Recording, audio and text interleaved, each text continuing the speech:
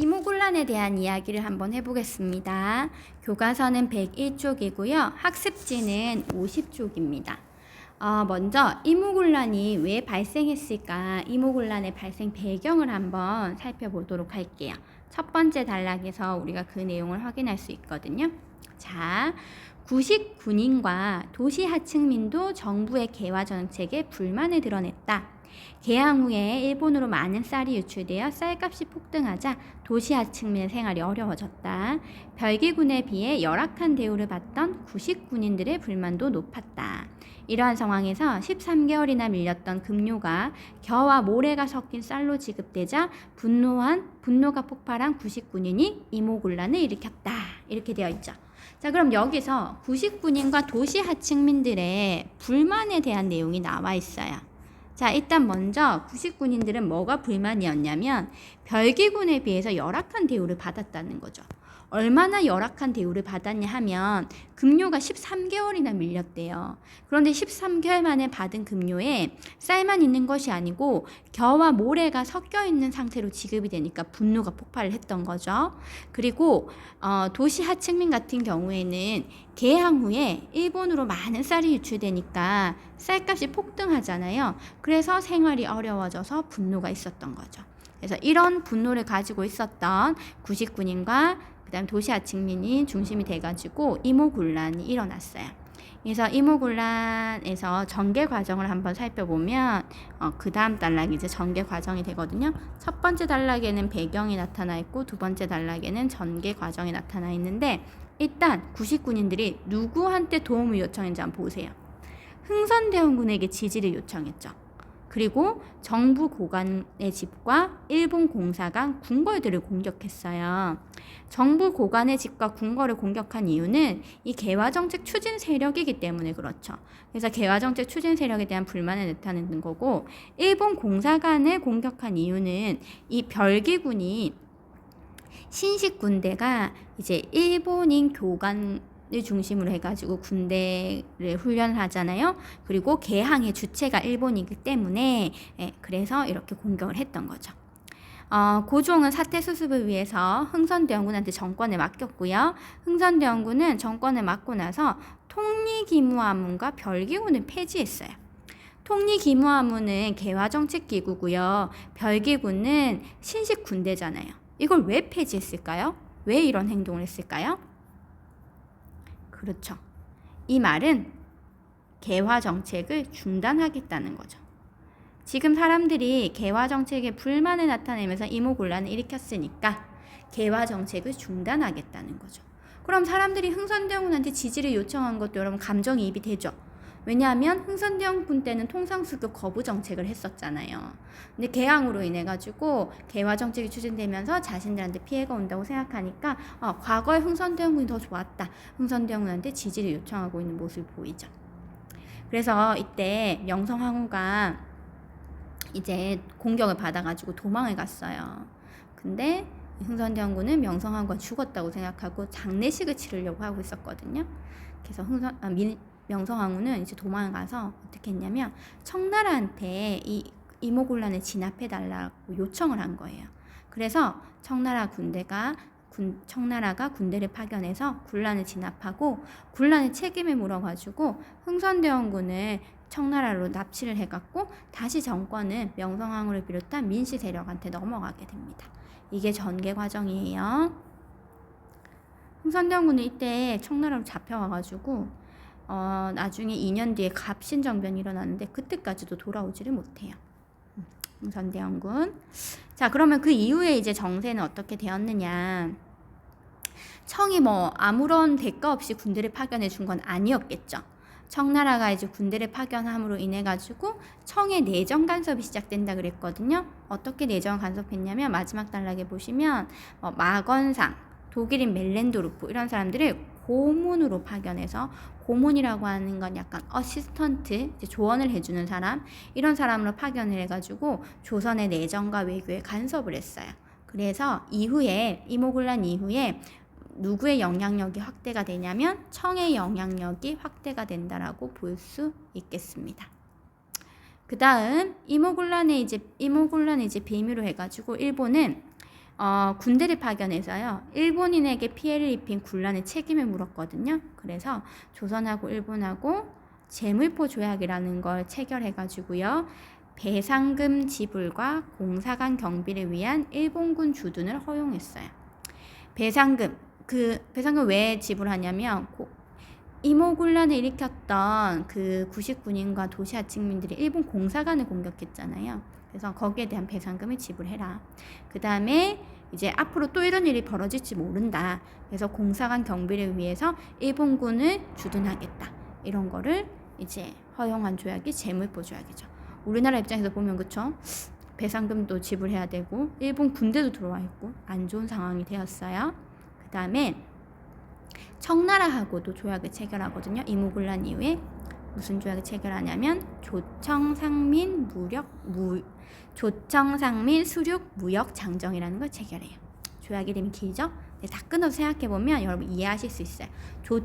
조선과 청나라 사이에 체결한다는 거고, 상공업을 하는 사람들이 수륙, 이제 육지로 들어와가지고 무역을 할 수 있는 그런 조약인 거죠. 조청상민 수륙 무역 장정. 그래서 이 수륙 무역 장정은요, 청이 여기 옆에 보시면 이 조청상민 수륙 무역 장정은요, 청이 속박을 우대하는 뜻에서 상정한 것이고 각 대등 국가 간에 일체 동등한 혜택을 받는 예와는 다르다. 그래서 이 청나라가 위에 있고 조선이 그 밑에 있다는 거를 약간 좀 상정하고 이렇게 한 것 같아요. 그래서 학습지에 보면 아예 있죠. 학습지에 보시면 아예 청의 상무위원을 서울에, 조선 관원을 텐진에 파견하는데 청의 북양 대신과 조선의 국왕을 대등한 지위를 가진다 했잖아요. 그러니까 청나라 신하가 조선의 국왕과 대등한 지위를 가진대요. 상하관계가 그쵸? 명확하죠? 그 다음에 조선의 계양장에서 청의 상무위원이 청상인에 대한 재판권을 행사한다 그랬으니까 이건 영사재판권을 말하는 거고, 그 다음에 사조가 조금 중요한데요. 서울의 양화진과 베이징에서 상점을 열어서 무역을 허락하되 양국 상민의 내지 행상을 금한다. 단 내지 행상이 필요할 경우 지방관의 허가서를 받아야 된다. 이렇게 조건을 달긴 했지만 지방관의 허가서를 받으면 내지 행상이 가능하다는 거잖아요. 육지로 와가지고 무역하는 것이 가능하다는 뜻이잖아요. 그래서 이 조청상민 수륙무역장정을 체결한 이후에 어떤 상황이 벌어졌냐면 시골 장터마다 외국 상인이 많이 보이게 됐어요. 왜냐하면 처음으로 외국 상인한테 내지 통상권을 허용했는 거죠. 조청상민 수륙무역장정은 그래서 한마디로 정리를 하면 청나라 상인들이 내지에서 통상할 수 있도록 허용해 준 거예요. 그래서 조청상민 수륙무역장정의 내용까지도 확인을 해봤습니다. 자, 여기까지 이모군란의 배경, 이모군란의 전개과정, 그 다음에 이모군란의 결과로 체결된 조약 2가지를 살펴보았어요. 교과서는 102쪽으로 넘어가겠습니다. 102쪽에 보시면요. 이모군란 이후에 청은 내정 간섭을 강화하면서 조선을 속국으로 만들려는 야욕을 드러냈거든요. 이러한 상황에서 고종은 이모군란의 책임을 물어서 흥선대원군과 가까운 관리들을 관직에서 쫓아내고 개화 정책을 다시 추진했어요. 아까 그 흥선대원군이 잠시 집권했을 때는 개화 정책이 중단이 됐잖아요. 근데 이제 다시 개화 정책을 추진하는 거예요. 그래서 통치기구와 군사제도를 정비하고요. 방문국은 신문을 찍어내는 기구거든요. 그래서 방문국을 이제 설치해서 신문을 발행하기도 했고, 이때 만들어진 신문이 조선 최초의 신문 한성순보입니다. 열흘에 한 번씩 신문이 나왔다고 그래요. 그래서 한성순보, 순자가 열흘 순자거든요. 그냥 한 달에 한 3번 정도 나왔겠죠, 그쵸? 그래서 이 한성순보는 이때는 한문으로 이제 신문을 만들어가지고 발간을 했어요. 근데 이런 노력이 청에 계속된 내정 간섭과 민씨 정권의 친청 4대 정책, 친청 4대 정책이라고 하는 건 청나라랑 친하게 지내고 청나라를 떠받드는 거죠, 그쵸? 그런 정책이랑 개화 정책 추진에 필요한 예산 부족 등으로 어려움을 겪었어요. 그래서 개화 정책이 이제 제대로 추진되지 못하고 있는 상황이잖아요. 이 가운데에 청의 간섭에 대한 입장 차이와 청해 간섭에 대한 입장 차이와 개화를 추진하는 방식 등을 둘러싸고 개화파가 온건개화파와 급진개화파로 나뉘게 돼요.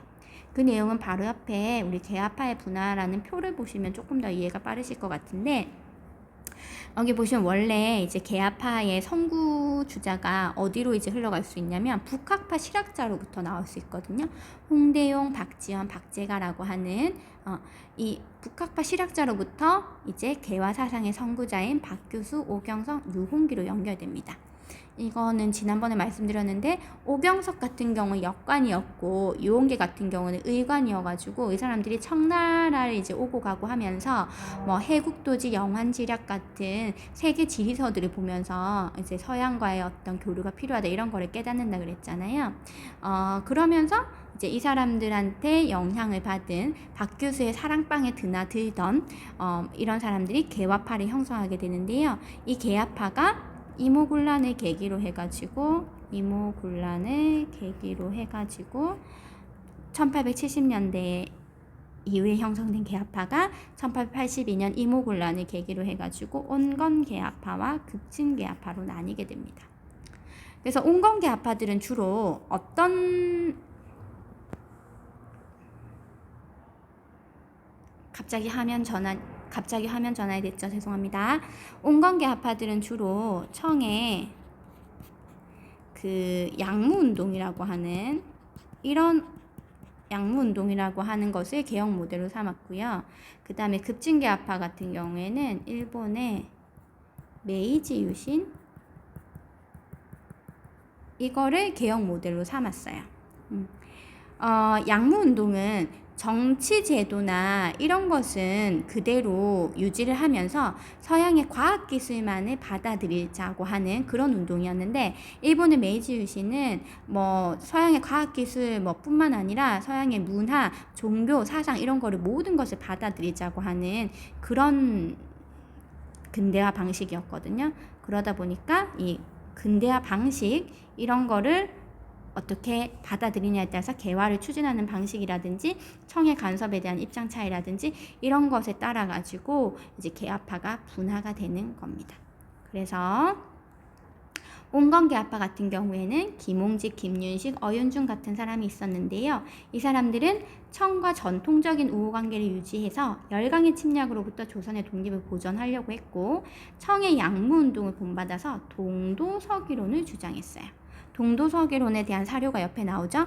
서양의 종교는 사교이므로 마땅히 음탕한 음악이나 미색처럼 멀리해야겠지만 서양의 기계는 이루어서 후생할 수 있으니까 농업과 양잠, 의학, 병기, 배, 수레 같은 것을 제조하는데 무엇을 꺼려하며 하지 않겠는가.